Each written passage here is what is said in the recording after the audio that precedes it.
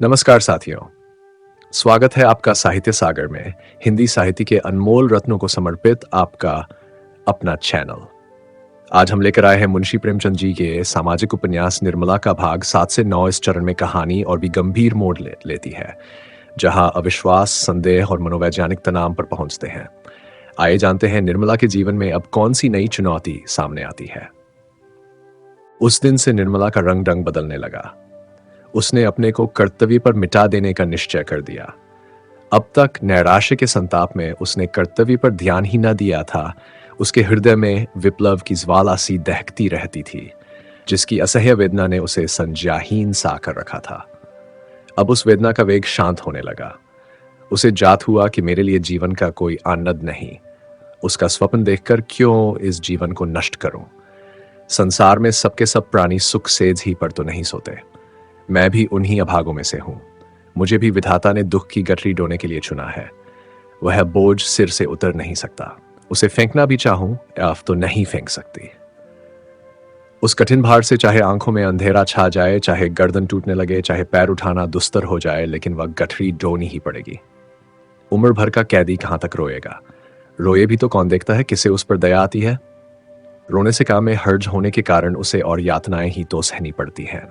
दूसरे दिन वकील साहब हरी से आए तो देखा निर्मला की साहस्य मूर्ति अपने कमरे के द्वार पर खड़ी है।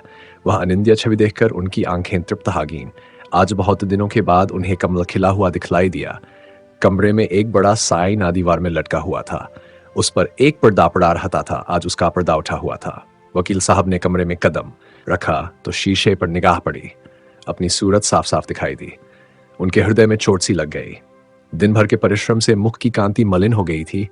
भांति भांति के पौष्टिक पदार्थ खाने पर भी गालों की झुर्रियां साफ दिखाई दे रही थीं। तोंद कसी होने पर भी किसी मुंहजोर घोड़े की भांति बाहर निकली हुई थी। आईने के ही सामने किंतु दूसरी ओर ताकती हुई निर्मला भी खड़ी हुई थी। दोनों सूरतों में कितना अंतर था। एक रत्न जटित विशाल भवन, दूसरा टूटा फूटा खंडहर। वह उस आईने की ओर ना देख सके। अपनी ये हीनावस्था उनके लिए असह्य थी। वह आईने के सामने से हट गए। उन्हें अपनी ही सूरत से घृणा होने लगी। फिर इस रूपवती कामिनी का उनसे घृणा करना कोई आश्चर्य की बात न थी। निर्मला की ओर ताकने का भी उन्हें साहस न हुआ। उसकी अनुपम छवि उनके हृदय का शूल बन गई। निर्मला ने कहा, आज इतनी देर कहां लगाई। दिन भर राह देखते देखते आंखें फूट जाती हैं। तोताराम ने खिड़की की ओर ताकते हुए जवाब दिया, मुकदमों के मारे दम मारने की छुट्टी नहीं मिलती। अभी एक मुकदमा और था, लेकिन मैं सिरदर्द का बहाना करके भाग खड़ा हुआ। निर्मला, तो क्यों इतने मुकदमे लेते हो। काम उतना ही करना चाहिए जितना आराम से हो सके। प्राण देकर थोड़े ही काम किया जाता है। मत लिया करो बहुत मुकदमे। मुझे रुपयों का लालच नहीं। तुम आराम से रहोगे तो रुपये बहुत मिलेंगे। तो ताराम भाई, आती हुई लक्ष्मी भी तो नहीं ठुकराई जाती। निर्मला, लक्ष्मी अगर रक्त और मांस की भेंट लेकर आती है तो उसका नाना ही अच्छा। मैं धन की भूखी नहीं हूं। इस वक्त मनसाराम भी स्कूल से लौटा। धूप में चलने के कारण मुख पर पसीने की बूंदें आई हुई थीं। गोरे मुखड़े पर खून की लाली दौड़ रही थी। आंखों से ज्योति सी निकलती मालूम होती थी। द्वार पर खड़ा होकर बोला, अम्मा जी, लाए कुछ खाने का निकालिए, जरा खेलने जाना है। निर्मला जाकर गिलास में पानी लाई और एक तश्तरी में कुछ मेवे रखकर मनसाराम को दिए। मनसाराम जब खाकर चलने लगा तो निर्मला ने पूछा, कब तक आओगे। मनसाराम कह नहीं सकता, गोरों के साथ हॉकी का मैच है। बारक यहां से बहुत दूर है। निर्मला, भाई जल्द आना, खाना ठंडा हो जाएगा तो कहोगे मुझे भूख नहीं है। मनसाराम ने निर्मला की ओर सरल स्नेह भाव से देखकर कहा, मुझे देर हो जाए तो समझ लीजिएगा, वहीं खा रहा हूं, मेरे लिए बैठने की जरूरत नहीं। वह चला गया तो निर्मला बोली, पहले तो घर में आते ही न थे। मुझसे बोलते शर्माते थे। किसी चीज की जरूरत होती तो बाहर से ही मंगवा भेजते। जब से मैंने बुलाकर कहा तब से आने लगे हैं। तो ताराम ने कुछ चिढ़कर कहा, यह तुम्हारे पास खाने पीने की चीजें मांगने क्यों आता है। दीदी से क्यों नहीं कहता। निर्मला ने यह बात प्रशंसा पाने के लोभ से कही थी। वह ये दिखाना चाहती थी कि मैं तुम्हारे लड़कों को कितना चाहती हूं। यह कोई बनावटी प्रेम न था। उसे लड़कों से सचमुच स्नेह था। उसके चरित्र में अभी तक बाल भाव ही प्रधान था। उसमें वही उत्सुकता, वही चंचलता, वही विनोद प्रियता विद्यमान थी और बालकों के साथ उसकी ये बाल वृत्तियां प्रस्फुटित होती थी।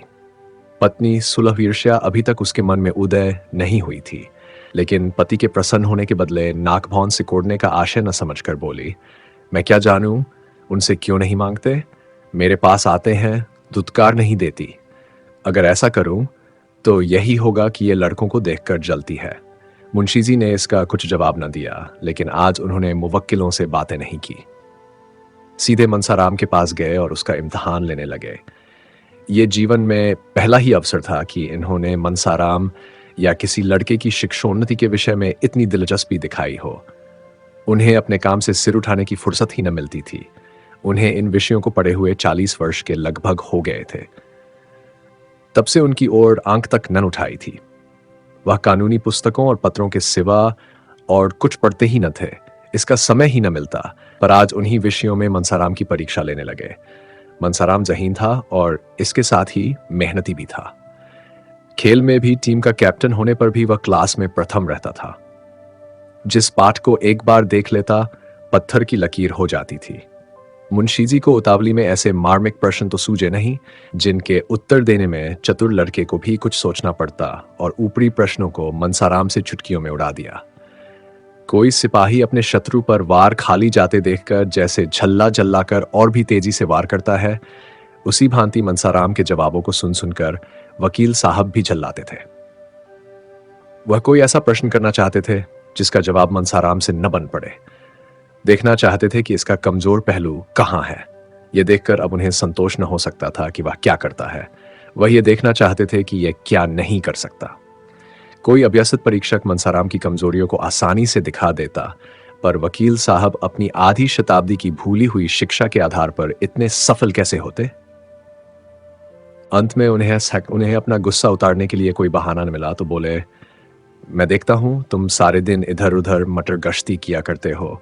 मैं तुम्हारे चरित्र को तुम्हारी बुद्धि से बढ़कर समझता हूं, और तुम्हारा यूं आवारा घूमना मुझे कभी गवारा नहीं हो सकता।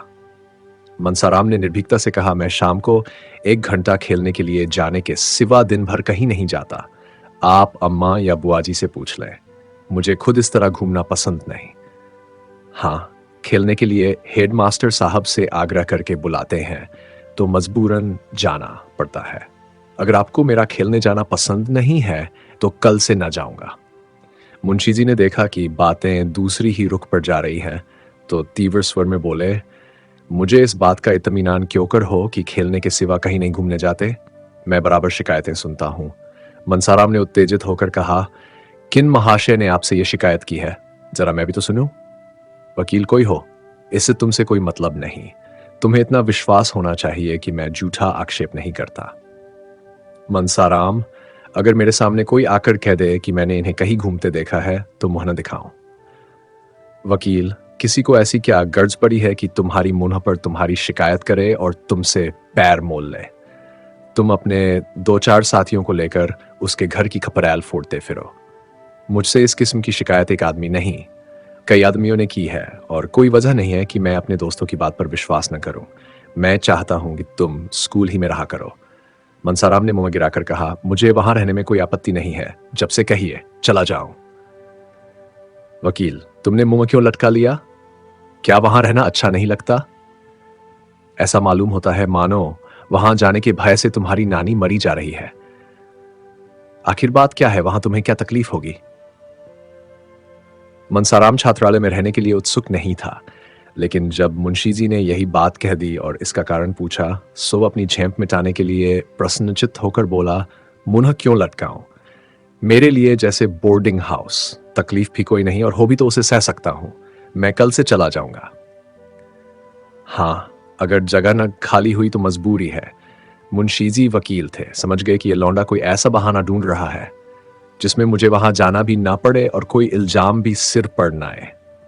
बोले, सब लड़कों के लिए जगह है, तुम्हारे ही लिए जगह न होगी। मनसाराम, कितने ही लड़कों को जगह नहीं मिली और वे बाहर किराए के मकानों में पड़े हुए हैं। अभी बोर्डिंग हाउस में एक लड़के का नाम कट गया था, तो 50 अर्जियां उस जगह के लिए आई थीं। वकील साहब ने ज्यादा तर्क वितर्क करना उचित नहीं समझा। मनसाराम को कल तैयार रहने की आज्ञा देकर अपनी बग्घी तैयार कराई और सैर करने चल गए। इधर कुछ दिनों से वह शाम को प्राय सैर करने चले जाया करते थे। किसी अनुभवी प्राणी ने बतलाया था कि दीर्घ जीवन के लिए इससे बढ़कर कोई मंत्र नहीं है। उनके जाने के बाद मनसाराम आकर रुक्मिणी से बोला, बुआ जी, बाबूजी ने मुझे कल से स्कूल में रहने को कहा है। रुक्मिणी ने विस्मित होकर पूछा, क्यों? मनसाराम, मैं क्या जानूं? कहने लगे कि तुम यहां आवारों की तरह इधर उधर फिरा करते हो। रुक्मिणी, तूने कहा नहीं कि मैं कहीं नहीं जाता। मनसाराम, कहा क्यों नहीं, मगर वह जब माने भी। रुक्मिणी, तुम्हारी नई अम्मा जी की कृपा होगी और क्या? नहीं बुआ जी, मुझे उन पर संदेह नहीं है। वह बेचारी भूल से कभी कुछ नहीं कहती। कोई चीज मांगने जाता हूं तो तुरंत उठा कर दे देती है। रुक्मिणी, तू ये त्रिया चरित्र क्या जाने, ये उन्हीं की लगाई हुई आग है। देख, मैं जाकर पूछती हूं। रुक्मिणी झल्लाई हुई निर्मला के पास जा पहुंची। उसे आड़े हाथों लेने का, कांटों में घसीटने का, तानों से छेदने का, रुलाने का सुअवसर वह हाथ से न जाने देती थी। निर्मला उनका आदर करती थी, उनसे दबती थी, उनकी बातों का जवाब तक न देती थी। वह चाहती थी कि यह सिखावन की बातें कहें, जहां मैं भूलूं वहां सुधारें, सब कामों की देखरेख करती रहें, पर रुक्मिणी उससे तनी ही रहती थी। निर्मला चारपाई से उठकर बोली, आइए दीदी, बैठिए। रुक्मिणी ने खड़े खड़े कहा, मैं पूछती हूं, क्या तुम सबको घर से निकालकर अकेले ही रहना चाहती हो? निर्मला ने कातर भाव से कहा, क्या हुआ दीदी जी? मैंने तो किसी से कुछ नहीं कहा। रुक्मिणी, मनसाराम को घर से निकाले देती हो, तिस पर कहती हो मैंने तो किसी से कुछ नहीं कहा। क्या तुमसे इतना भी देखा नहीं जाता? निर्मला दीदी जी, तुम्हारे चरणों को छूकर कहती हूं, मुझे कुछ नहीं मालूम। मेरी आंखें फूट जाएं अगर उसके विषय में मुंह तक खोला हो। रुक्मिणी, क्यों व्यर्थ कस्में खाती हो? अब तक तोताराम कभी लड़के से नहीं बोलते थे। एक हफ्ते के लिए मनसाराम ननिहाल चला गया था तो इतने घबराए कि खुद जाकर लिवा लाए। अब इसी मनसाराम को घर से निकालकर स्कूल में रखे देते हैं। अगर लड़के का बाल भी बांका हुआ तो तुम जानोगी। वह कभी बाहर नहीं रहा। उसे न खाने की सुध रहती है, न पहनने की। जहां बैठता वहीं सो जाता है। कहने को तो जवान हो गया, पर स्वभाव बालकों सा है। स्कूल में उसकी मरण हो जाएगी। वहां किसे फिक्र है कि इसने खोया या नहीं, कहां कपड़े उतारे, कहां सो रहा है। जब घर में कोई पूछने वाला नहीं तो बाहर कौन पूछेगा? मैंने तुम्हें चेता दिया, आगे तुम जानो, तुम्हारा काम जाने। यह कहकर रुक्मिणी वहां से चली गई। वकील साहब सैर करके लौटे तो निर्मला ने तुरंत यह विषय छेड़ दिया। मनसाराम से वह आजकल थोड़ी अंग्रेजी पढ़ती थी।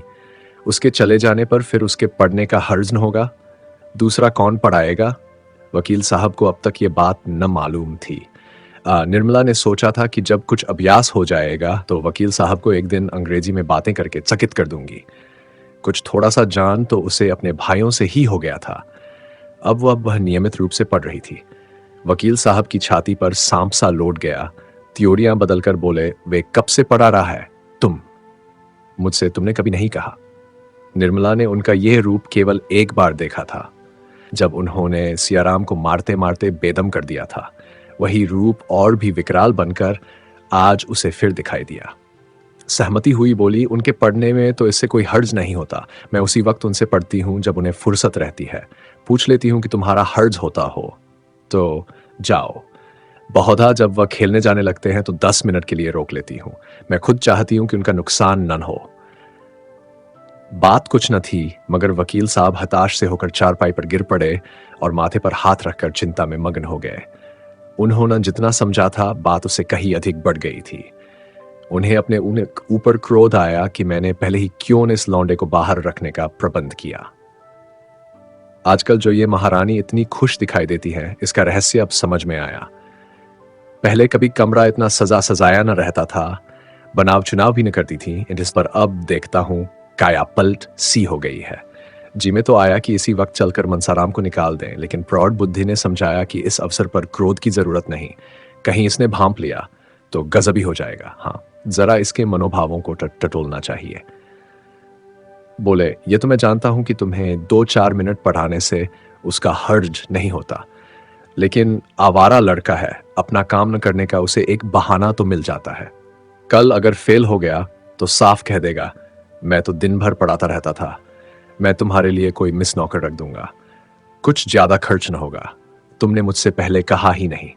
ये तुम्हें भला क्या आता पढ़ाता होगा, 2-4 शब्द बताकर भाग जाता होगा। इस तरह तो तुम्हें कुछ भी ना आएगा। निर्मला ने तुरंत इस आक्षेप का खंडन किया। नहीं, जस्ट ये बात तो नहीं। वह मुझे दिल लगाकर पढ़ाते हैं और उनकी शैली भी कुछ ऐसी है कि पढ़ने में मन लगता है। आप एक दिन ज़रा उनका समझाना देखिए। मैं तो समझती हूँ कि मिस इतने ध्यान से न पढ़ाएगी। मुंशी जी अपनी प्रश्न कुशलता पर मूंछों पर ताव देते हुए बोले, दिन में एक ही बार पढ़ाता है या कई बार? निर्मला अब भी इन प्रश्नों का आशय न समझी। बोली, पहले तो शाम ही को पढ़ा देते थे, अब कई दिनों से एक बार आकर लिखना भी देख लेते हैं। वह तो कहते हैं कि मैं अपने क्लास में सबसे अच्छा हूँ, अभी परीक्षा में इन्हीं को प्रथम स्थान मिला था। फिर आप कैसे समझते हैं कि उनका पढ़ने में जी नहीं लगता? मैं इसलिए और भी कहती हूँ कि दीदी समझेंगी, इसी ने यह आग लगाई है। मुफ्त में मुझे ताने सुनने पड़ेंगे। अभी जरा ही देर हुई, धमका कर गई है। मुंशी जी ने दिल में कहा, खूब समझता हूं, तुम कल की छोकरी होकर मुझे चराने चली, दीदी का सहारा लेकर अपना मतलब पूरा करना चाहती है। बोले, मैं नहीं समझता, बोर्डिंग का नाम सुनकर क्यों लौंडे की नानी मरती है और लड़के खुश होते हैं कि अब अपने दोस्तों में रहेंगे, और ये उल्टे रो रहा है। अभी कुछ दिन पहले तक ये दिल लगाकर पढ़ता था। ये उसी मेहनत का नतीजा है कि अपने क्लास में सबसे अच्छा है, लेकिन इधर कुछ दिनों से इसे सैर सपाटे का चस्का पड़ चला है। अगर अभी से रोकथाम की गई तो पीछे करते धरते न बन पड़ेगा। तुम्हारे लिए मैं एक मिस रख दूंगा। दूसरे दिन मुंशी जी प्रातकाल कपड़े लत्ते पहनकर बाहर निकले। दीवान खाने में कई मुवक्किल बैठे हुए थे।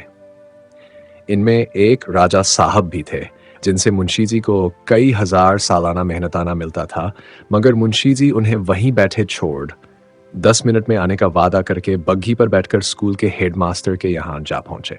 हेडमास्टर साहब बड़े सज्जन पुरुष थे। वकील साहब का बहुत आदर सत्कार किया, पर उनके यहाँ एक लड़के की भी जगह खाली न थी। सभी कमरे भरे हुए थे। इंस्पेक्टर साहब की कड़ी ताकीद थी कि मफसिल के लड़कों को जगह देकर तब शहर के लड़कों को दिया जाए। इसीलिए यदि कोई जगह खाली भी हुई तो भी मनसाराम को जगह न मिल सकेगी, क्योंकि कितने ही बाहरी लड़कों के प्रार्थना पत्र रखे हुए थे। मुंशी जी वकील थे। रात दिन ऐसे प्राणियों से साबिका रहता था जो लोभवश असंभव का भी संभव, असाध्य को भी साध्य बना सकते हैं। समझे शायद कुछ दे दिलाकर काम निकल जाए, दफ्तर क्लर्क से ढंग की कुछ बातचीत करनी चाहिए। पर उसने हंसकर कहा, मुंशी जी ये कचहरी नहीं, स्कूल है। हेडमास्टर साहब के कानों में इसकी भानों में भनक भी पड़ गई तो जामे से बाहर हो जाएंगे और मनसाराम को खड़े खड़े निकाल देंगे। संभव है अफसरों से शिकायत कर दें। बेचारे मुंशी जी अपना सा मुंह लेकर रह गए। 10 बजते बजते झुंझलाए हुए घर लौटे। मनसाराम उसी वक्त घर से स्कूल जाने को निकला। मुंशी जी ने ठोड़ नेत्रों से उसे देखा, मानो वह उनका शत्रु हो, और घर में चले गए। इसके बाद 10-12 दिनों तक का यही नियम रहा कि कभी सुबह कभी शाम किसी न किसी स्कूल के हेडमास्टर से मिलते और मनसाराम को बोर्डिंग हाउस में दाखिल करने कल चेष्टा करते, पर किसी स्कूल में जगह न थी। सभी जगहों से कोरा जवाब मिल गया। अब 2 ही उपाय थे, या तो मनसाराम को अलग किराए के मकान में रख दिया जाए या किसी दूसरे स्कूल में भर्ती करा दिया जाए। ये दोनों बातें आसान थीं। मुफसिल के स्कूलों में जगह अक्सर खाली रहती थी, लेकिन अब मुंशी जी का शंकित हृदय कुछ शांत हो गया था। उस दिन से उन्होंने मनसाराम को कभी घर में जाते न देखा, यहां तक कि अब वह खेलने भी न जाता था। स्कूल जाने के पहले और आने के बाद बराबर अपने कमरे में बैठा रहता। गर्मी के दिन थे, खुले हुए मैदान में भी देह से पसीने की धारें निकलती थीं। लेकिन मनसाराम अपने कमरे से बाहर न निकलता। उसका आत्माभिमान आवारापन के आक्षेप से मुक्त होने के लिए विकल हो रहा था। वह अपने आचरण से इस कलंक को मिटा देना चाहता था। एक दिन मुंशी जी बैठे भोजन कर रहे थे कि मनसाराम भी नहाकर खाने आया। मुंशी जी ने इधर उसे महीनों से नंगे बदन न देखा था। आज उस पर निगाह पड़ी तो होश उड़ गए। हड्डियों का ढांचा सामने खड़ा था। मुख पर अब भी बहराचड़ी का तेज था और देह घुलकर कांटा हो गई थी। पूछा, आजकल तुम्हारी तबीयत अच्छी नहीं है क्या? इतने दुर्बल क्यों हो? मनसाराम ने धोती ओढ़कर कहा, तबीयत तो बिल्कुल अच्छी है। मुंशी जी, फिर इतने दुर्बल क्यों हो? मनसाराम, दुर्बल तो नहीं हूं, मैं इससे ज्यादा मोटा कब था। मुंशी जी, वाह, आधी देह भी नहीं रही और कहते हो मैं दुर्बल नहीं हूं। क्यों दीदी, ये ऐसा ही था। रुक्मिणी आंगन में खड़ी तुलसी को जल चढ़ा रही थी। बोली, दुबला क्यों होगा, अब तो बहुत अच्छी तरह लालन पालन हो रहा है। मैं गंवारिन थी, लड़कों को खिलाना पिलाना नहीं जानती थी। खोमचा खिला खिलाकर इनकी आदत बिगाड़ देते थी। अब तो एक पढ़ी लिखी गृहस्थी के कामों में चतुर औरत पान की तरह फेर रही है ना। दुबला हो उसका दुश्मन। मुंशी जी दीदी, तुम बड़ा अन्याय करती हो। तुमसे किसने कहा कि लड़कों को बिगाड़ रही हो? जो काम दूसरों के किए न हो सके वह तुम्हें खुद करने चाहिए। ये नहीं कि घर से कोई नाता न रखो। जो अभी खुद लड़की है वह लड़कों की देख रेख क्या करेगी? ये तुम्हारा काम है। रुक्मिणी जब तक अपना समझती थी करती थी। जब तुमने गैर समझ लिया तो मुझे क्या पड़ी है कि मैं तुम्हारे गले से चिपटूं? पूछो, कै दिन से दूध नहीं पिया? जाके कमरे में देख आओ, नाश्ते के लिए जो मिठाई भेजी गई थी वह पड़ी सड़ रही है। मालकिन समझती है मैंने तो खाने का सामान रख दिया, कोई ना खाए तो क्या मैं मुंह में डाल दूं? तो भैया, इस तरह वे लड़के पलते होंगे जिन्होंने कभी लाड प्यार का सुख नहीं देखा। तुम्हारे लड़के बराबर पान की तरह फेरे जाते रहे हैं, अब अनाथों की तरह रहकर सुखी नहीं रह सकते। मैं तो बात साफ कहती हूं, बुरा मानकर ही कोई क्या कर लेगा। उस पर सुनती हूं कि लड़के को स्कूल में रखने का प्रबंध कर रहे हो। बेचारे को घर में आने तक की मनाही है। मेरे पास आते भी डरता है, और फिर मेरे पास रखा ही क्या रहता है जो जाकर खिलाऊंगी। इतने में मनसाराम 2 फुलके खाकर उठ खड़ा हुआ। मुंशी जी ने पूछा, क्या 2 ही फुलके तो लिए थे? अभी बैठे 1 मिनट से ज्यादा नहीं हुआ। तुमने खाया क्या? 2 ही फुलके तो लिए थे। मनसाराम ने स्कुचाते हुए कहा, दाल और तरकारी भी तो थी। ज्यादा खा जाता हूं तो गला जलने लगता है, खट्टी डकारें आने लगती हैं। मुंशी जी भोजन करके उठे तो बहुत चिंतित थे। अगर यूं ही दुबला होता गया तो उसे कोई भयंकर रोग पकड़ लेगा। उन्हें रुक्मिणी पर इस समय बहुत क्रोध आ रहा था। उन्हें यही जलन है कि मैं घर की मालकिन नहीं हूं। ये नहीं समझती कि मुझे घर की मालकिन बनने का क्या अधिकार है। जिसे रुपया का हिसाब तक नहीं आता वह घर की स्वामिनी कैसे हो सकती है? बनी तो थी साल भर तक मालकिन। 1 पाई की बचत न होती थी।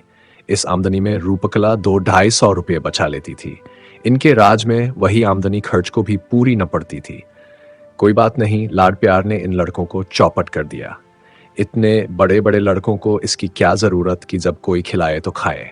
इन्हें खुद अपनी फिक्र करनी चाहिए। मुंशी जी दिन भर उसी उधेड़ बुन में पड़े रहे। 2-4 मित्रों से भी जिक्र किया। लोगों ने कहा, उसके खेल कूद में बाधा न डालिए, अभी से उसे कैद न कीजिए।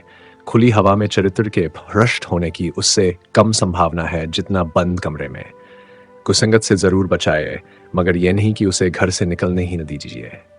युवावस्था में एकांतवास चरित्र के लिए बहुत ही हानिकारक है। मुंशी जी को अब अपनी गलती मालूम हुई। घर लौटकर मनसाराम के पास गए। वह अभी स्कूल से आया था और बिना कपड़े उतारे एक किताब सामने खोलकर सामने खिड़की की ओर ताक रहा था। उसकी दृष्टि एक भिखारिन पर लगी हुई थी जो अपने बालक को गोद में लिए भिक्षा मांग रही थी। बालक माता की गोद में बैठा ऐसा प्रसन्न था मानो वह किसी राजसिंहासन पर बैठा हो। मनसाराम उस बालक को देखकर रो पड़ा। यह बालक क्या मुझसे अधिक सुखी नहीं है? इस अनंत विश्व में ऐसी कौन सी वस्तु है जिसे वह इस गोद के बदले पाकर प्रसन्न हो? ईश्वर भी ऐसी वस्तु की सृष्टि नहीं कर सकते। ईश्वर ऐसे बालकों को जन्म ही क्यों देते हो जिनके भाग्य में मातृवियोग का दुख भोगना पड़ा? आज मुझसा अभागा संसार में और कौन है? किसे मेरे खाने पीने की, मरने जीने की सुध है? अगर मैं आज मर भी जाऊं तो किसके दिल को चोट लगेगी? पिता को अब मुझे रुलाने में मजा आता है। वह मेरी सूरत भी नहीं देखना चाहते। मुझे घर से निकाल देने की तैयारियां हो रही हैं। आह माता, तुम्हारा लाडला बेटा आज आवारा कहाँ जा रहा है? वही पिताजी जिनके हाथ में तुमने हम तीनों भाइयों के हाथ पकड़ाए थे, आज मुझे आवारा और बदमाश कह रहे हैं। मैं इस योगी भी नहीं कि इस घर में रह सकूं। ये सोचते सोचते मनसाराम अपार वेदना से फूट फूट कर रोने लगा। उसी समय तोताराम कमरे में आकर खड़े हो गए। मनसाराम ने चटपट आंसू पोंछ डाले और सिर झुकाकर खड़ा हो गया। मुंशी जी ने शायद ये पहली बार उसके कमरे में कदम रखा था। मनसाराम का दिल धड़ धड़ करने लगा कि देखें आज क्या आफत आती है। मुंशी जी ने उसे रोते देखा तो एक क्षण के लिए उनका वात्सल्य घेर निद्रा से चौंक पड़ा। घबराकर बोले, क्यों रोते क्यों हो बेटा? किसी ने कुछ कहा है? मनसाराम बड़ी मुश्किल मरते हुए आंसुओं को रोककर कहा, जी नहीं, रोता तो नहीं हूं। मुंशी जी, तुम्हारी अम्मा ने तो कुछ नहीं कहा। मनसाराम, जी नहीं, वह तो मुझसे बोलती ही नहीं। मुंशी जी, क्या करूं बेटा? शादी तो इसलिए की थी कि बच्चों को मां मिल जाएगी, लेकिन वह आशा पूरी नहीं हुई। तो क्या बिल्कुल नहीं बोलती? मनसाराम, जी नहीं। इधर महीनों से नहीं बोली। मुंशी जी विचित्र स्वभाव की औरत है, मालूम ही नहीं होता कि क्या चाहती है। मैं जानता कि उसका ऐसा मिजाज होगा तो कभी शादी न करता, रोज एक न एक बात लेकर उठ खड़ी होती है। उसी ने मुझसे कहा था कि यह दिन भर न जाने कहाँ गायब रहता है। मैं उसके दिल की बात क्या जानता था। समझा तुम कुसंगत में पड़कर शायद दिन भर घुमा करते हो। कौन ऐसा पिता है जिसे अपने प्यारे पुत्र को आवारा फिरते देखकर रंज न हो। इसीलिए मैंने तुम्हें बोर्डिंग हाउस में रखने का निश्चय किया था। बस, और कोई बात नहीं थी बेटा। मैं तुम्हारा खेलन कूदना बंद नहीं करना चाहता था। तुम्हारी ये दशा देखकर मेरे दिल के टुकड़े हुए जाते हैं। कल मुझे मालूम हुआ मैं भ्रम में था। तुम शौक से खेलो, सुबह शाम मैदान में निकल जाया करो। ताजी हवा से तुम्हें लाभ होगा। जिस चीज की जरूरत हो मुझसे कहो, उनसे कहने की जरूरत नहीं। समझ लो कि भर में ही नहीं, तुम्हारी माता छोड़कर चली गई तो मैं तो हूं। बालक का सिर निष्कपट हृदय पितृ प्रेम से पुलकित हो उठा। मालूम हुआ कि साक्षात भगवान खड़े हैं।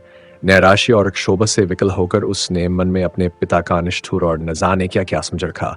विमाता से उसे कोई गिलान था। अब उससे जात हुआ कि मैंने अपने देवतुल्य पिता के साथ कितना अन्याय किया है। पितृभक्ति की एक तरंग सी हृदय में उठी और वह पिता के चरणों पर सिर रखकर रोने लगा। मुंशी जी करुणा से विह्वल हो गए। जिस पुत्र को क्षण भर आंखों से दूर देखकर उनका हृदय व्यग्र हो उठता था, जिसके शील, बुद्धि और चरित्र का अपने पर आए सभी बखान करते थे, उसी के प्रति उनका हृदय इतना कठोर क्यों हो गया। वह अपने ही प्रिय पुत्र को शत्रु समझने लगे। उसको निर्वासन देने को तैयार हो गए। निर्मला पुत्र और पिता के बीच में दीवार बनकर खड़ी थी। निर्मला को अपनी ओर खींचने के लिए पीछे हटना पड़ता था और पिता तथा पुत्र में अंतर बढ़ता जाता था। फलत आज ये दशा हो गई है कि अपने अभिन्न पुत्र उन्हें इतना छल करना पड़ रहा है। आज बहुत सोचने के बाद उन्हें एक एक ऐसी युक्ति सूझी है जिससे आशा हो रही है कि वह निर्मला को बीच से निकालकर अपने दूसरे बाजू को अपनी तरफ खींच लेंगे। उन्होंने उस युक्ति का आरंभ भी कर दिया है, लेकिन इसमें अभीष्ट सिद्ध होगा या नहीं, इसे कौन जानता है। जिस दिन से तोतोराम ने निर्मला के बहुत मिन्नत समाजत करने पर भी मनसाराम को बोर्डिंग हाउस में भेजने का निश्चय किया था, उसी दिन से उसने मनसाराम से पढ़ना छोड़ दिया, यहां तक कि बोलती भी न थी। उसे स्वामी की इस अविश्वासपूर्ण तत्परता का कुछ कुछ आभास हो गया था। ओफो, इतना शक्की मिजाज, ईश्वर ही इस घर की लाज रखें। इनके मन में ऐसी ऐसी दुर्भावनाएं भरी हुई है, मुझे ये इतनी गई गुजरी समझते हैं। ये बातें सोच सोचकर वह कई दिन रोती रही। तब उसने सोचना शुरू किया, इन्हें क्या ऐसा संदेह हो रहा है, मुझ में ऐसी कौन सी बात है जो इनकी आंखों में खटकती है। बहुत सोचने पर भी उसे अपने में कोई ऐसी बात नजर न आई। तो क्या उसका मनसाराम से पढ़ना, उससे हंसना बोलना ही इनके संदेह का कारण है? तो फिर मैं पढ़ना छोड़ दूंगी, भूल कभी मनसाराम से ना बोलूंगी, उसकी सूरत न देखूंगी। लेकिन यह तपस्या उसे असाध्य जान पड़ती थी। मनसाराम से हंसने बोलने में उसकी विलासिनी कल्पना उत्तेजित भी होती थी और तृप्त भी। उसे बातें करते हुए उसे अपार सुख का अनुभव होता था, जिसे वह शब्दों में प्रकट न कर सकती थी। कुवासना की उसके मन में छाया भी न थी। वह स्वप्न में भी मनसाराम से कलुषित प्रेम करने की बात न सोच सकती थी। प्रत्येक प्राणी को अपने हमजोलियों के साथ हंसने बोलने की जो एक नैसर्गिक तृष्णा होती है, उसी की तृप्ति का यह एक अज्ञात साधन था। अब वह अतृप्त तृष्णा निर्मला के हृदय में दीपक की भांति जलने लगी। रह रहकर उसका मन किसी अज्ञात वेदना से विकल हो जाता। खोई हुई किसी अज्ञात वस्तु की खोज में इधर उधर घूमती फिरती, जहां बैठती वहां बैठी ही रह जाती, किसी काम में जी न लगता। हाँ, जब मुंशी जी आ जाते, वह अपनी सारी तृष्णाओं को नैराश्य में डुबाकर उनसे मुस्कुराकर इधर उधर की बातें करने लगती। कल जब मुंशी जी भोजन करके कचहरी चले गए तो रुक्मिणी ने निर्मला को खूब तानों से छेदा जानती तो थी कि यहाँ बच्चों का पालन पोषण करना पड़ेगा, तो क्यों घर वालों से नहीं कह दिया कि वहां मेरा विवाह न करो। वहां जाती जहां पुरुष के सिवा और कोई न होता, वही ये बनाव चुनाव और छवि देखकर खुश होता, अपने भाग्य को सराहता। यहां बुढ़ा आदमी तुम्हारे रंग रूप हाव भाव पर क्या लट्टू होगा। इसने इन्हीं बालकों की सेवा करने के लिए तुमसे विवाह किया है, भोग विलास के लिए नहीं। वह बड़ी देर तक घाव पर नमक छिड़कती रही, पर निर्मला ने चून तक न की। वह अपनी सफाई तो पेश करना चाहती थी, पर न कर सकती थी। अगर कहे कि मैं वही कर रही हूं जो मेरे स्वामी की इच्छा है, तो घर का भंडा फूटता है। अगर वह अपनी भूल स्वीकार करके उसका सुधार करती है, तो भय है कि उसका न जाने क्या परिणाम हो। वह यूं बड़ी स्पष्टवादिनी थी, सत्य कहने में उसे संकोच या भय न होता था, लेकिन इस नाजुक मौके पर उसे चुप्पी साधनी पड़ी। इसके सिवा दूसरा उपाय न था। वह देखती थी मनसाराम बहुत विरक्त और उदास रहता है। यह भी देखती थी कि वह दिन दिन दुर्बल होता जाता है, लेकिन उसकी वाणी और कर्म दोनों ही पर मुहर लगी हुई थी। चोर के घर चोरी हो जाने से उसकी जो दशा होती है, वही दशा इस समय निर्मला की हो रही थी। जब कोई बात हमारी आशा के विरुद्ध होती है, तभी दुख होता है। मनसाराम को निर्मला से कभी इस बात की आशा न थी कि वे उसकी शिकायत करेंगी, इसलिए उसे घोर वेदना हो रही थी। वह क्यों मेरी शिकायत करती है, क्या चाहती है? यही न कि वह मेरे पति की कमाई खाता है, इसके पढ़ान लिखाने में रुपए खर्च होते हैं, कपड़ा पहनता है। उनकी यही इच्छा होगी कि ये घर में न रहे। मेरे न रहने से उनके रुपये बच जाएंगे। वह मुझसे बहुत प्रसन्नचित्त रहती है। कभी मैंने उनके मुंह से कटु शब्द नहीं सुने। क्या यह सब कौशल है? हो सकता है। चिड़िया को जाल में फंसाने के पहले शिकारी दाने बिखेरता है। मैं नहीं जानता था कि दाने के नीचे जाल है। यह मातृ स्नेह केवल मेरे निर्वासन की भूमिका है। अच्छा, मेरा यहां रहना क्यों बुरा लगता है? जो उनका पति है, क्या वह मेरा पिता नहीं है? क्या पिता पुत्र का संबंध स्त्री पुरुष के संबंध से कुछ कम घनिष्ठ है? अगर मुझे उनके संपूर्ण आधिपत्य से ईर्ष्या नहीं होती, वह जो चाहे करे, मैं मुंह नहीं खोल सकता, तो वह मुझे एक अगुल भर भूमि भी देना नहीं चाहती। आप पक्के महल में रहकर क्यों मुझे वृक्ष की छाया में बैठा नहीं देख सकती? हाँ, वह समझती होंगी कि वह बड़ा होकर मेरे पति की संपत्ति का स्वामी हो जाएगा, इसलिए अभी से निकाल देना अच्छा है। उनको कैसे विश्वास दिलाऊं कि मेरी ओर से यह शंका न करे? उन्हें क्यों कर बताऊं कि मनसाराम विष खाकर प्राण दे देगा, इसके पहले कि उनका अहित कर। उसे चाहे कितनी ही कठिनाइयां सहनी पड़े, वह उनके हृदय का शूल न बनेगा। यो तो पिताजी ने मुझे जन्म दिया है और अब भी मुझ पर उनका स्नेह कम नहीं है, लेकिन क्या मैं इतना भी नहीं जानता कि जिस दिन पिताजी ने उनसे विवाह किया, उसी दिन उन्होंने हमें अपने हृदय से बाहर निकाल दिया। अब हम अनाथों की भांति यहां पड़े रह सकते हैं। इस घर पर हमारा कोई अधिकार नहीं है। कदाचित पूर्व संस्कारों के कारण यहां अन्य अनाथों से हमारी दशा कुछ अच्छी है, पर है अनाथ ही। हम उसी दिन अनाथ हुए जिस दिन अम्मा जी परलोक सिधारी। जो कुछ कसर रह गई थी, वह इस विवाह ने पूरी कर दी। मैं खुद पहले इनसे विशेष संबंध न रखता था। अगर उन्हीं दिनों पिताजी से मेरी शिकायत की होती, तो शायद मुझे इतना दुख न होता। मैं तो उसे आघात के लिए तैयार बैठा था। संसार में क्या मैं मजदूरी भी नहीं कर सकता, लेकिन बुरे वक्त में इन्होंने चोट की। हिंसक पशु भी आदमी को गाफिल पाकर ही चोट करते हैं। इसीलिए मेरी आवभगत होती थी। खाना खाने के लिए उठने में जरा भी देर हो जाती थी तो बुलावे पर बुलावे आते थे। जलपान के लिए प्रात हलवा बनाया जाता था। बार बार पूछा जाता था, रुपयों की जरूरत तो नहीं है। इसीलिए वह 100 रुपयों की घड़ी मंगवाई थी। मगर क्या दूसरी शिकायत न सूझी जो मुझे आवारा कहा। आखिर उन्होंने मेरी क्या आवारगी देखी? ये कह सकती थी कि इसका मन पढ़ने लिखने में नहीं लगता, एक न एक चीज के लिए नित्य रुपये मांगता रहता है। यही एक बात उन्हें क्यों सूझी? शायद इसीलिए कि यही सबसे कठोर आघात है जो वह मुझ पर कर सकती है। पहली ही बार इन्होंने मुझे पर अग्नि बाण चला दिया, जिससे कहीं शरण नहीं। इसीलिए न कि वह पिता की नजरों से गिर जाए। मुझे बोर्डिंग हाउस में रखने का तो एक बहाना था। उद्देश्य यह था कि इसे दूध की मक्खी की तरह निकाल दिया जाए। 2-4 महीने के बाद खर्च वर्च देना बंद कर दिया जाए, फिर चाहे मरे या जिए। अगर मैं जानता कि यह प्रेरणा इनकी ओर से हुई है, तो कहीं जगह न रहने पर भी जगह निकाल लेता। नौकरों की कोठरियों में तो जगह मिल जाती, बरामदे में पड़े रहने के लिए बहुत जगह मिल जाती। खैर, अब सबेरा है। जब स्नेह नहीं रहा, तो केवल पेट भरने के लिए यहां पड़े रहना बेहयाई है। यह अब मेरा घर नहीं। इसी घर में पैदा हुआ हूं, यही खिला हूं, पर यह अब मेरा नहीं। पिताजी भी मेरे पिता नहीं है। मैं उनका पुत्र हूं, पर वह मेरे पिता नहीं है। संसार के सारे नाते स्नेह के नाते हैं। जहां स्नेह नहीं, वहां कुछ नहीं। अम्मान जी, तुम कहां हो? यह सोचकर मनसाराम रोने लगा। ज्यों ज्यों मातृ स्नेह की पूर्व स्मृतियां जागृत होती थी, उसके आंसू उमड़ते आते थे। वह कई बार अम्मा अम्मा पुकार उठा, मानो वह खड़ी सुन रही है। मातृहीनता के दुख का आज उसे पहली बार अनुभव हुआ। वह आत्माभिमानी था, साहसी था, पर अब तक सुख की गोद में लालन पालन होने के कारण वह इस समय अपने आप को निराधार समझ रहा था। रात के 10 बज गए थे। मुंशी जी आज कहीं दावत खाने गए हुए थे। 2 बार महरी मनसाराम को भोजन करने के लिए बुलाने आ चुकी थी। मनसाराम ने पिछली बार उससे झुंझलाकर कह दिया था, मुझे भूख नहीं है, कुछ न खाऊंगा। बार बार आकर सिर पर सवार हो जाती है। इसीलिए जब निर्मला ने उसे फिर उसी काम के लिए भेजना चाहा तो वह नगी। बोली, बहू जी वह मेरे बुलाने से ना आवेंगे। निर्मला, आएंगे क्यों नहीं?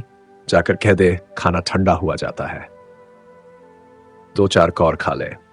महरी, मैं ये सब कह के हार गई, नहीं आते। तूने ये कहा था कि वह बैठी हुई है। महरी, नहीं बहू जी, ये तो मैंने नहीं कहा, झूठ क्यों बोलूं। निर्मला, अच्छा तो जाकर ये कह देना वह बैठी तुम्हारी राह देख रही हैं। तुम नन खाओगे तो वह रसोई उठाकर सो रहेंगी। मेरी भूंगी, सुन, अब की ओर चली जा। न आवे तो गोद में उठा लाना। भूंगी नाक भौन सिकोड़ते गई, पर एक ही क्षण में आकर बोली, अरे बहू जी, वह तो रो रहे हैं। किसी ने कुछ कहा है क्या? निर्मला इस तरह चौंकर उठी और 2-3 पग आगे चली, मानो किसी माता ने अपने बेटे के कुएं में गिर पड़ने की खबर पाई हो। फिर वह ठिठक गई और भूंगी से बोली, रो रहे हैं? तूने पूछा नहीं क्यों रो रहे हैं? भूंगी, नहीं बहू जी, ये तो मैंने नहीं पूछा। झूठ क्यों बोलूं? वह रो रहे हैं। इस निस्तब्ध रात्रि में अकेले बैठे हुए वह रो रहे हैं। माता की याद आई होगी। कैसे जाकर उन्हें समझाऊं? हाय, कैसे समझाऊं? यहां तो छींकते नाक करती है। ईश्वर तो तुम साक्षी हो, अगर मैंने उन्हें भूल से भी कुछ कहा हो तो वह मेरे गे आए। मैं क्या करूं? वह दिल में समझते होंगे कि इसी ने पिताजी से मेरी शिकायत की होगी। कैसे विश्वास दिलाऊं कि मैंने कभी तुम्हारे विरुद्ध एक शब्द भी मुंह से नहीं निकाला? अगर मैं ऐसे देवकुमार के से चरित्र रखने वाले युवक का बुरा चेतूं तो मुझसे बढ़कर राक्षसी संसार में न होगी। निर्मला देखती थी कि मनसाराम का स्वास्थ्य दिन दिन बिगड़ता जाता है। वह दिन दिन दुर्बल होता जाता है। उसके मुख की निर्मल कांति दिन दिन मलिन होती जाती है। उसका साहस बदन संकुचित होता जाता है। इसका कारण भी उससे छिपा न था, पर वह इस विषय में अपने स्वामी से कुछ न कह सकती थी। यह सब देख देख कर उसका हृदय विदीर्ण होता रहता था, पर उसकी जबान न खुल सकती थी। वह कभी कभी मन में झुंझलाती कि मनसाराम क्यों जरा सी बात पर इतना क्षोभ करता है। क्या इनके आवारा कहने से वह आवारा हो गया? मेरी और बात है, एक जरा सा शक मेरा सर्वनाश कर सकता है, पर उसे ऐसी बातों की इतनी क्या परवाह। उसके जी में प्रबल इच्छा हुई कि चलकर उन्हें चुप कराऊं और लाकर खाना खिला दूं। बेचारे रात भर भूखे पड़े रहेंगे। हाय, मैं इस उपद्रव की जड़ हूं। मेरे आने के पहले इस घर में शांति का राज्य था। पिता बालकों पर जान देता था, बालक प्यार करते थे। मेरे आते ही सारी बाधाएं आ खड़ी हुई। इनका अंत क्या होगा भगवान ही जाने। भगवान मुझे मौत भी नहीं देते। बेचारा अकेले भूखो पड़ा है। उस वक्त भी मुंह जुठा करके उठ गया था, और उसका आहार ही क्या है, जितना वह खाता है उतना तो 1-2 साल के बच्चे खा जाते हैं। निर्मला चली, पति की इच्छा के विरुद्ध चली। जो नाते में उसका पुत्र होता था उसी को मनाने जाते उसका हृदय कांप रहा था। उसने पहले रुक्मिणी के कमरे की ओर देखा। वह भोजन करके बेखबर सो रही थी। फिर बाहर कमरे की ओर गई। वहां सन्नाटा था। मुंशी अभी न आए थे। यह सब देखभाल कर वह मनसाराम के कमरे के सामने जा पहुंची। कमरा खुला हुआ था। मनसाराम एक पुस्तक सामने रखे मेज पर सिर झुकाए बैठा हुआ था, मानो शोक और चिंता की सजीव मूर्ति हो। निर्मला ने पुकारना चाहा, पर उसके कंठ से आवाज न निकली। सहसा मनसाराम ने सिर उठाकर द्वार की ओर देखा। निर्मला को देखकर अंधेरे में पहचान न सका। चौंक कर बोला, कौन? निर्मला ने कांपते हुए स्वर में कहा, मैं तो हूं। भोजन करने क्यों नहीं चल रहे हो? कितनी रात गई। मनसाराम ने मुंह फेर कर कहा, मुझे भूख नहीं है। निर्मला, ये तो मैं 3 बार भूंगी से सुन चुकी हूं। मनसाराम, तो चौथी बार मेरे मुंह से सुन लीजिए। निर्मला, शाम को भी तो कुछ नहीं खाया था, भूख क्यों नहीं लगी? मनसाराम ने व्यंग्य की हंसी हंसकर कहा, बहुत भूख लगेगी तो आएगा कहां से? यह कहते कहते मनसाराम ने कमरे का द्वार बंद करना चाहा, लेकिन निर्मला की वारों को हटाकर कमरे में चली आई और मनसाराम का हाथ पकड़ सजल नेत्रों से विनय मधुर स्वर में बोली, मेरे कहने से चलकर थोड़ा सा खा लो। तुम नन खाओगे तो मैं भी जाकर सो रहूंगी। 2 ही कौर खा लेना। क्या मुझे रात भर भूखों मारना चाहते हो? मनसाराम सोच में पड़ गया। अभी भोजन नहीं किया, मेरे ही इंतजार में बैठी रही। ये स्नेह, वात्सल्य और विनय की देवी है या ईर्ष्या और अमंगल की मायाविनी मूर्ति? उसे अपनी माता का स्मरण हो आया। जब वह रुठ जाता था तो वे भी इसी तरह मनाने आ करती थीं, और जब तक वह न जाता था वहां से न उठती थीं। वह इस विनय को अस्वीकार न कर सका। बोला, मेरे लिए आपको इतना कष्ट हुआ, इसका मुझे खेद है। मैं जानता कि आप मेरे इंतजार में भूखी बैठी हैं, तो तभी खा आया होता। निर्मला ने तिरस्कार भाव से कहा, यह तुम कैसे समझ सकते थे कि तुम भूखे रहोगे और मैं खाकर सो रहूंगी? क्या विमाता का नाता होने से ही मैं ऐसी स्वार्थिनी हो जाऊंगी? सहसा मर्दाने कमरे में मुंशी जी के खांसने की आवाज आई। ऐसा मालूम हुआ कि वह मनसाराम के कमरे की ओर आ रहे हैं। निर्मला के चेहरे का रंग उड़ गया। वह तुरंत कमरे से निकल गई और भीतर जाने का मौका न पाकर कठोर स्वर में बोली, मैं लौंडी नहीं हूं कि इतनी रात तक किसी के लिए रसोई के द्वार पर बैठी रहूं। जिसे न खाना हो वह पहले ही कह दिया करे। मुंशी जी ने निर्मला को वहां खड़े देखा। यह अनर्थ, ये यहां क्या करने आ गई? बोले, यहां क्या कर रही हो? निर्मला ने कर्कश स्वर में कहा, कर क्या रही हूं? अपने भागी को रो रही हूं, बस। सारी बुराइयों की जड़ मैं ही हूं। कोई इधर उठा है, कोई उधर मुंह फुलाए खड़ा है। किस किस को मनाऊं और कहां तक मनाऊं? मुंशी जी कुछ चकित होकर बोले, बात क्या है? निर्मला भोजन करने नहीं जाते। और क्या बात है? 10 दफे महरी को भय, आखिर आप दौड़ी आई। इन्हें तो इतना कह देना आसान है, मुझे भूख नहीं है। यहां तो घर भर की लौंडी हूं, सारी दुनिया मुंह में कालिक पोतने को तैयार। किसी को भूख न हो, पर कहने वालों को यह कहने से कौन रोकेगा कि पिशाचिनी किसी को खाना नहीं देती? मुंशी जी ने मनसाराम से कहा, खाना क्यों नहीं खा लेते जी? जानते हो क्या वक्त है? मनसाराम स्तंभित सा खड़ा था। उसके सामने एक ऐसा रहस्य हो रहा था जिसका मर्म वह कुछ भी न समझ सकता था। जिन नेत्रों में एक क्षण पहले विनय के आंसू भरे हुए थे, उनमें अकस्मात ईर्ष्या की ज्वाला कहां से आ गई? जिन अधरों से एक क्षण पहले सुधा वृष्टि हो रही थी, उनमें से विष प्रवाह क्यों होने लगा? उसी अदत चेतना की दशा में बोला, मुझे भूख नहीं है। मुंशी जी ने घुड़ककर कहा, क्यों भूख नहीं है? भूख नहीं थी तो शाम को क्यों न कहला दिया? तुम्हारी भूख के इंतजार में कौन सारी रात बैठा रहे? तुम्हें पहले तो यह आदत न थी, रुटना कब से सीख लिया?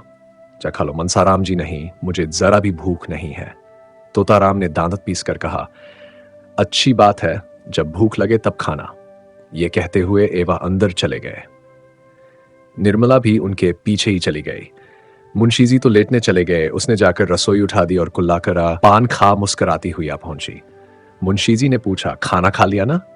निर्मला क्या करती, किसी के लिए अन्न जल छोड़ दूंगी? मुंशी जी, इसे न जाने क्या हो गया है, कुछ समझ में नहीं आता।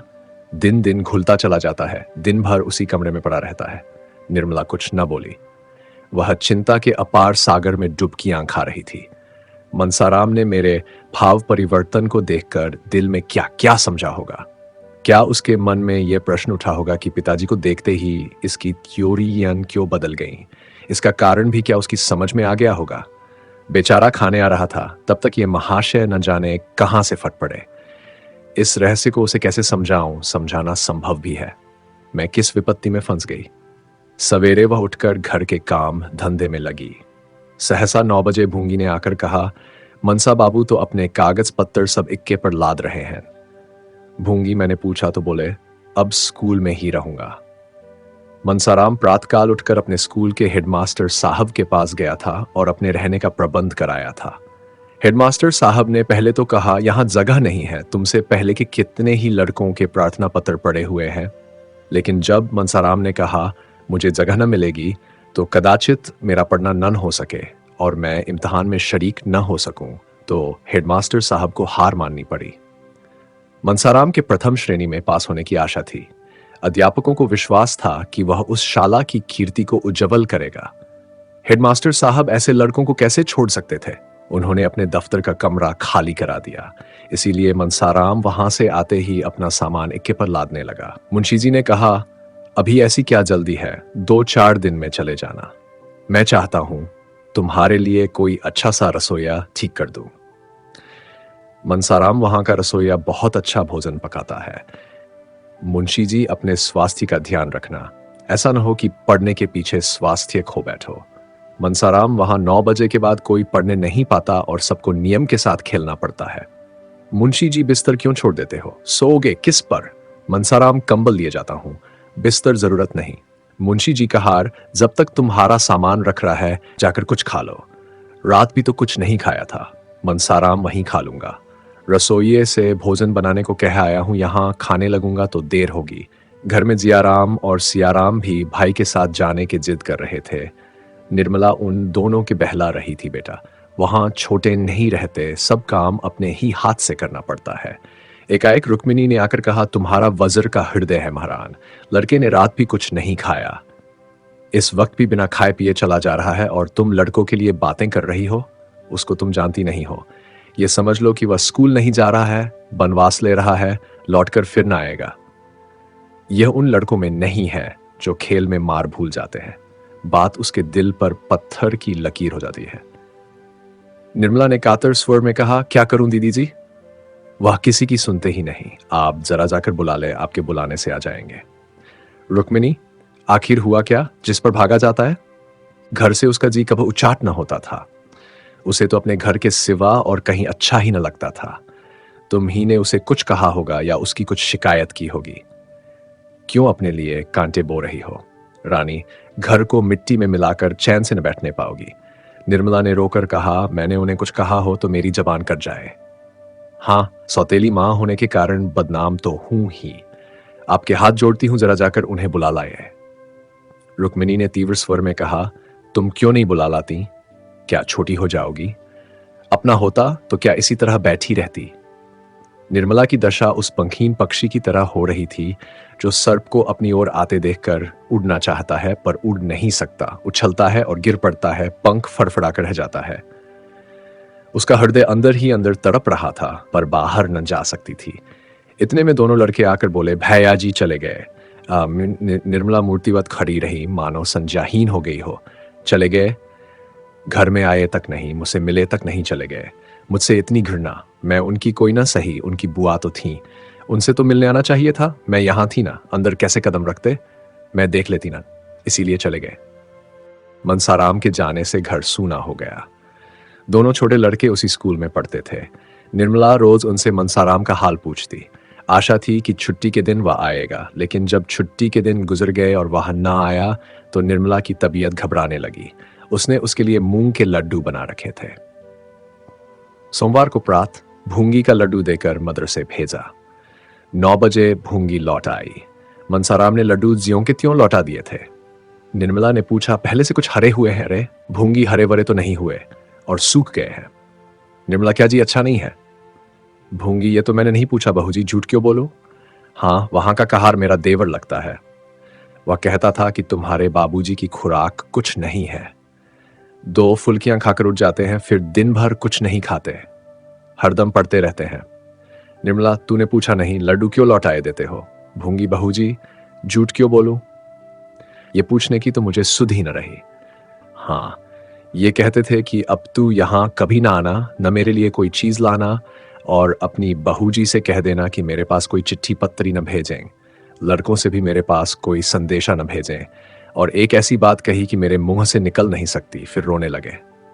निर्मला, कौन बात थी कह तो? भूंगी, क्या कहूं, कहते थे मेरे जीने को धिक्कार है, यही कहकर रोने लगे। निर्मला के मुंह से एक ठंडी सांस निकल गई।